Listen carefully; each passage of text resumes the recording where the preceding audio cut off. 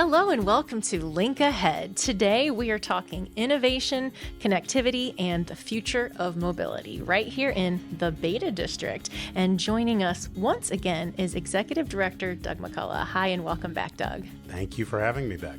All right, the Beta District is about shaping the future of smart mobility. Broadly, how do we do that? Well, we have to become a center of gravity. We have to have the infrastructure and the relationships and the technology and the funding, and we have to mix them all in one place and just sort of create a sense of gravity. So that's how we do that. We have to pick what is important to us, and for us, we've picked smart mobility, and we've planted a flag, and that's how we do it. To level set here, just give us a little bit of history and mission of the Beta District. So, Dublin has always been a place where innovation has been happening. It's a place where there's infrastructure and things like that. And Marysville is doing that as well. And around the time when we started, Marysville, Union County, Dublin, all were interested in some of the same things, whether it be mobility systems or automotive manufacturing or talent and workforce or smart cities. And because we're so close together, there's a real risk that we would have been stepping all over each other. Sure. Yeah. The right thing to do was to form a council of governments so that economic development and smart city and technology deployment and innovation attraction could happen under one banner. It was a very mature and advanced thing to do. And that's the history of how the Beta District came to be. The Beta District is the branded name of the Northwest 33 Innovation Corridor Council of Governments, which doesn't roll off. Not quite. But the Not like Beta District does. Exactly. So that's the history. Yeah, and Bruce was really involved in that branding exercise. Yeah, that was great to come up with a concept and not make it an acronym for something. Like Beta doesn't stand for something. It's like, right. This is an idea, this is a concept. And yeah, it's pretty cool. Yeah, we really went out there on a limb there also in that nobody else is called the Beta this or the Beta that. Right. And it's very technical. So if you have a technology environment, alpha test is if you're an inventor, you alpha test it on your desktop. But if you want real customers, you go to a beta test environment. And we wanted to capture that spirit. All right, and we'll talk about some of the other innovation districts around the country in a little bit, but back to that mission, has it evolved at all over the years? It has. You could say that we were initially an infrastructure development kind of play, and the infrastructure is in place and it's going quite well. Now we're more of a testing and innovation zone. So it has evolved, and I think we anticipated that, but you can never really anticipate what's going to happen in the universe with new technologies and changes in administrations and all sorts of things hitting us that have made us have to rethink what our original mission is. We're still on that original mission, but we have to evolve. Everybody does. Mm-hmm. So the Beta District is ideal for so many different industries, kind of like what you mentioned, ranging from tech and transportation to agriculture, automotive. Can you talk about the impact that this wide range of sections has? So it's interesting in that all of them relate to mobility. And it took me a while to get used to that word, movement, just Sure. the movement of things and people and products and all sorts of things. When you're really thinking about just mobility in general, it has applications in agriculture. It has applications in space. It has application for pedestrians and applications for logistics and transit and other forms of transportation, including microtransit. And so that's really how we think about it, not so much what is the specific vehicle, whether it's a truck or a bus or a train or a police car or your feet, but rather how do we get these things to interact together so that there is safety, no more loss of life, and a high quality of life, and it allows people to move around. You didn't mention hovercraft, Doug. Where are we on the hovercraft technology? Well, we're not as close to water as we could be, but I wouldn't count it out. You're right. And I think you just mentioned everything from agriculture to space. Right. So this is a really cool initiative. And, part of what we're trying to do with this is attract a world-class workforce, world-class businesses to come and test here, and then just create this ecosystem for companies. Talk a little bit more about that. Well, you're actually doing both of those things at one time, because when you create an ecosystem, workforce wants to be close to it. And when you have a great workforce, an ecosystem, different companies, they want to be close by. it's sticky to have great, talented people in your community. So there's a bit of a cart and a horse thing. Which do you do first? Do you get great talent and then the companies will show up? Or do you get great companies and the talent will show up? Either way, we have to do what's necessary so that both of them are experiencing what they need in order to be satisfied with an area. And when you do that for a physical location, you need things like infrastructure, but you also need relationships and proximity to great universities and other companies that will act as partners with you, not just consumers of the area, but contributors to the larger economic value system. So the Beta District has living labs that really set us apart from, regionally and nationally. So let's dive into some of those right now. All right, you talk about infrastructure, and we have the 33 Smart Mobility Corridor, the world's most connected corridor. Explain for our listeners what exactly that is and what it means. So when you think about a corridor, think about a place like a big river. It's just how things kind of move through. And our corridor includes all of the city of Dublin, all of the city of Marysville, and all of Union County, not just Highway 33. So side streets, schools, K through 12 systems, hospitals, restaurants, grocery stores, park trail systems, all of them are part of a corridor because it's definable. And so that's how I think of the 33 Smart Mobility Corridor. How about the TRC, the Transportation Research Center? Absolutely. Think of TRC as an enclosed space. Ultimately, they can do a lot of interesting things there, and some of it is secret, so I'm not supposed to talk about it. And I don't even know about half. We won't tell anyone. Spill the secrets.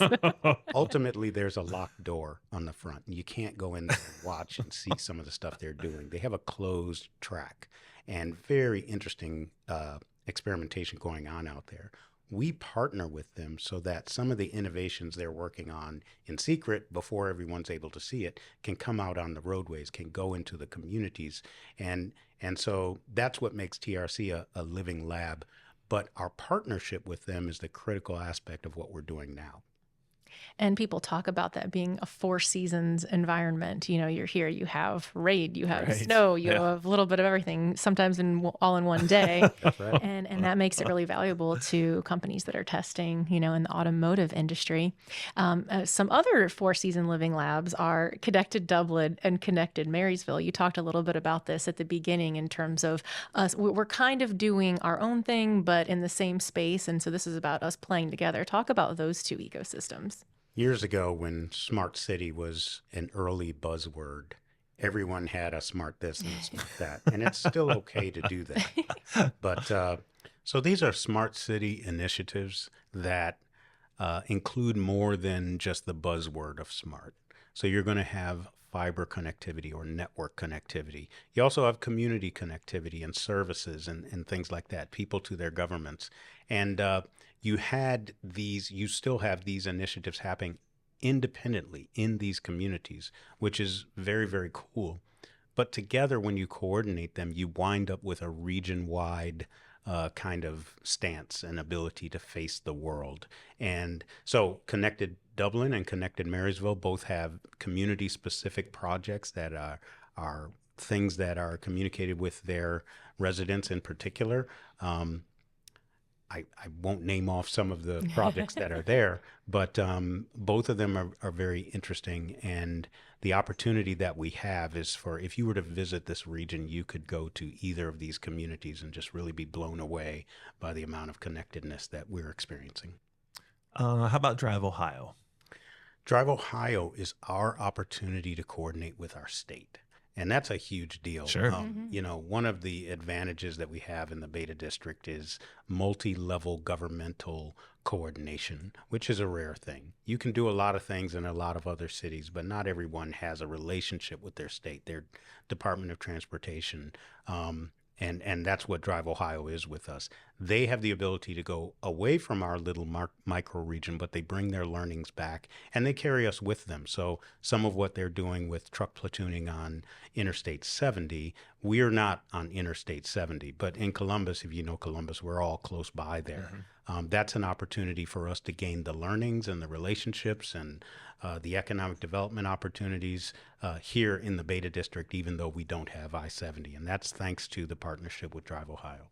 Tell us a little bit more about that truck platooning, because I think people hear that and don't really understand what it means. So for the novices out there, what exactly are they doing? One of the challenges with distribution and logistics is finding people to drive the trucks that we all use to get our goods and services to ourselves.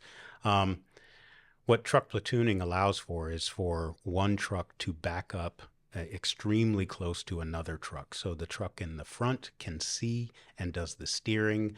And if there's a fast enough network connection with the truck behind, then it moves its wheels and turns according to what's happening with that truck. Right now, they don't have that proximity to each other, but ultimately you want to have fewer drivers and the ability for trucks to make long distances with fewer controllers.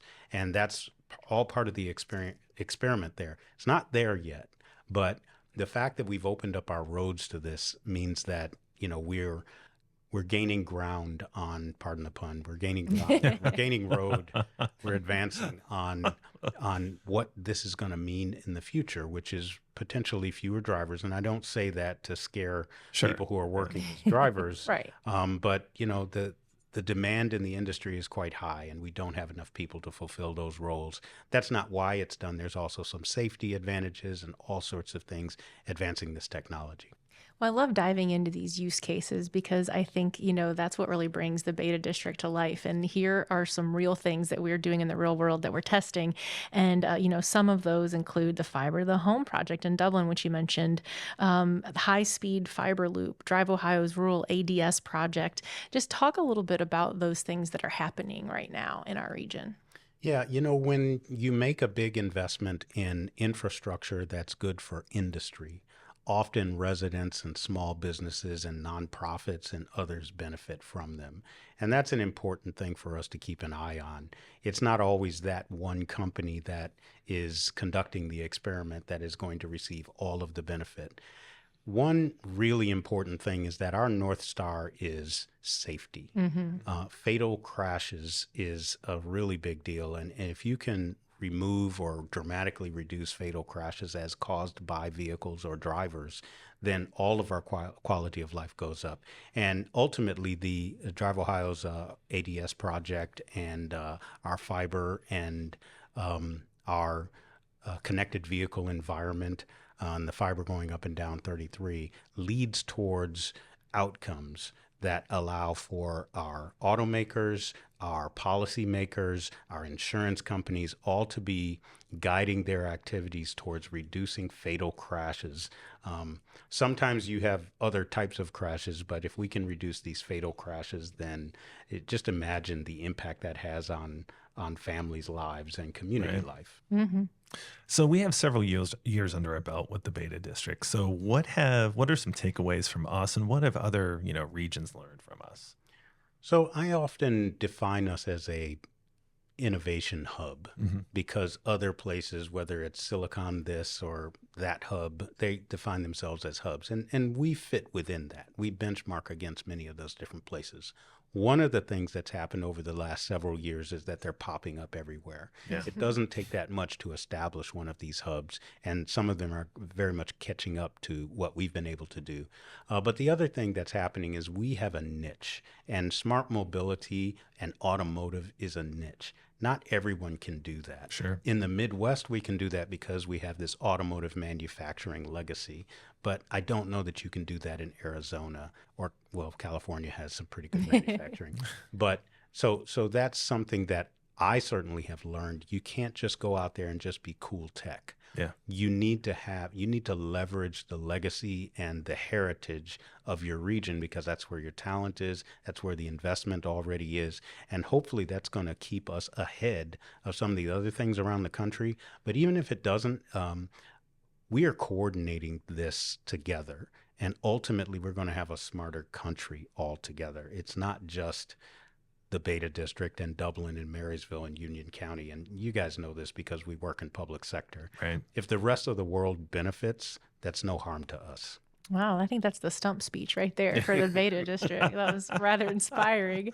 So as we continue to lean forward, how do we continue to differentiate ourselves from the Silicon this and the research that? One of the things that we can do is work with our manufacturing companies to help them pivot into industries that we are seeing emerging in growth in our area. And one of the things I'll say is advanced air mobility, which is a fancy way of saying drones. So unmanned aerial systems. I like it. We have Anduril has come to Ohio, and they are manufacturing drones. There's a supply chain opportunity with that. Yeah, everyone can't do it because they're in Ohio. They came here. What can we do in order to prepare our manufacturers, which includes large companies as well as smaller companies, to fulfill the supply chain of that particular manufacturer? And that's going to keep happening. We're close by to Joby. Intel is around the corner. We have all of these technology manufacturers that our automotive manufacturers can pivot to. That's a way that we can stay ahead of the game, I think.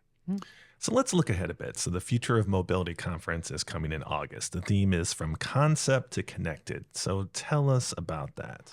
Yeah, we've had other themes in the past. First of all, the conference itself, this is another year that we're doing Ohio's Future of Mobility Conference. There's a lot of hubris in there.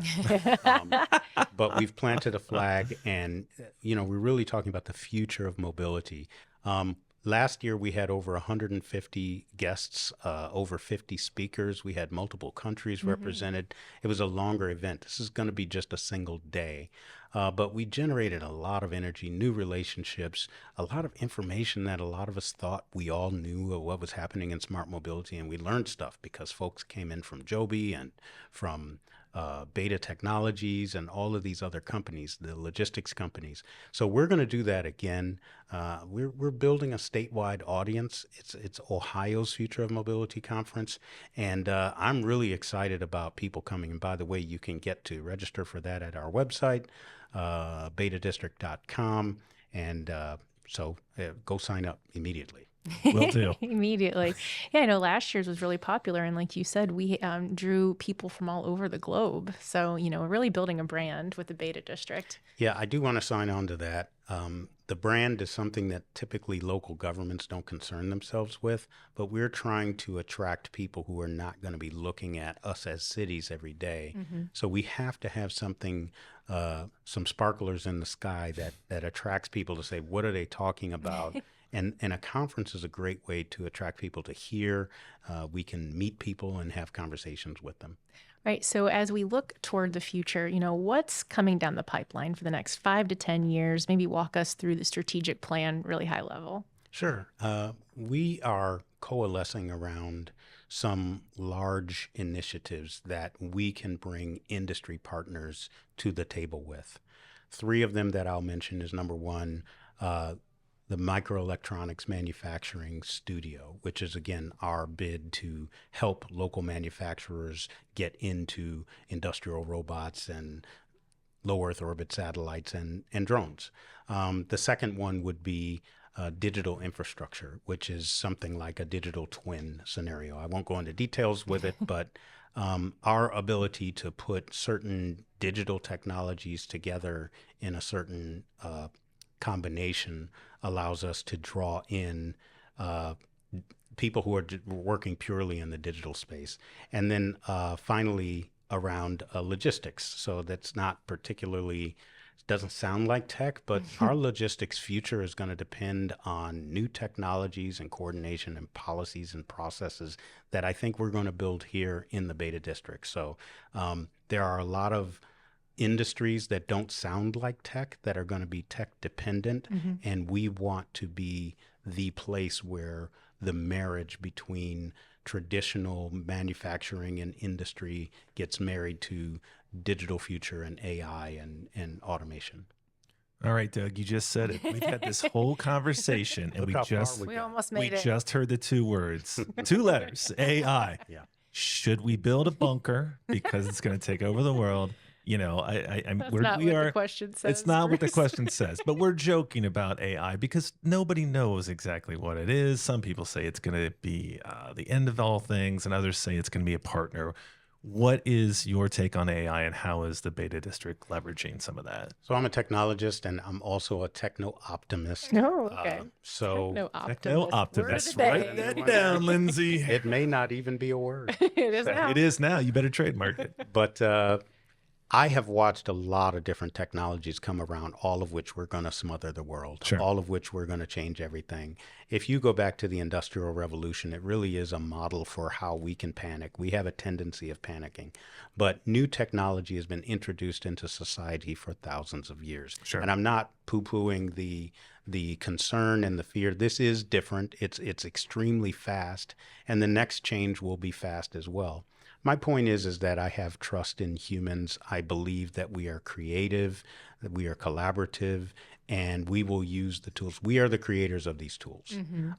We will find ways of using them. Our world will be different. It will be very scary, and it may be painful to transition to it, but I don't think it's the end of us in humanity. I just think that we need to think differently about what our world looks like and what the opportunities are for us to do with our time.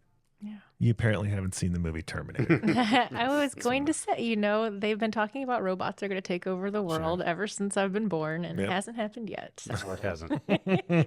I'm a robot. I didn't mention it. Yeah, Doug is AI generated for those of you that. I don't think AI is that good yet. No, it's not. It is not. All right. You're much better. So let's talk a little bit about your personal story. Hard to believe it's been 3 years since your last visit on Link Ahead. At that time, you served as Dublin CIO, and then you were named the Beta District's first executive director. What drew you to that role? Well, there is an evolution. As a CIO, you have a view of running the technology in an organization and achieving certain goals. And once you've done that, it's challenging to be able to find new challenges for yourself. The Beta District is a different stack of technology. It's data and connectivity and software and hardware, but it looks different. It acts different. And so moving in this direction represented a challenge to me to say, how can I interact with new kinds of organizations and industries and continue evolving for myself? So that's what drew me to the Beta District. I was curious about it. Plus, I also kind of got thrown in. Doug, you're a technologist. What does this stuff mean? And I've stayed, and I'm still enjoying that. And I will transition in the future quicker rather than getting stuck in any one area. And AI and this new world we're in allows us to embrace new things faster.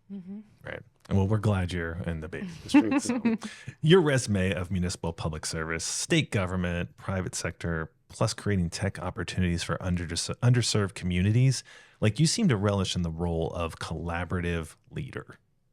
I suppose you could say that my entry into technology was as a project manager. It was as in having to walk around the halls and talk to different people who were doing different things and try and figure out how they were adding value and reporting that back to others. So I've always had a view of the enterprise that some of my fellow technologists have not, if they are a software coder or if they are a network manager. Ultimate, and that's probably where my confidence in people comes from. Because ultimately the success that I've had in a technical environment has come from getting people to work together to achieve adding value to an organization, or in the case of local government, to a society or to a neighborhood or to residents. All right, Doug, you've been here before, so you know how we roll around here. As we wrap up this episode, we're going to throw a few rapid fire questions your way. I'll do my best. All right. So as a tech leader and a techno optimist, we've now learned. Yes. Are you a tech gizmo guy? Do you have to have the latest smartphone or smart fridge in your house? Tell us about that. I may disappoint you, but I'm a Google guy. Okay. So I've got a Pixel phone, a Pixel book. I'm very excited about the new Google books.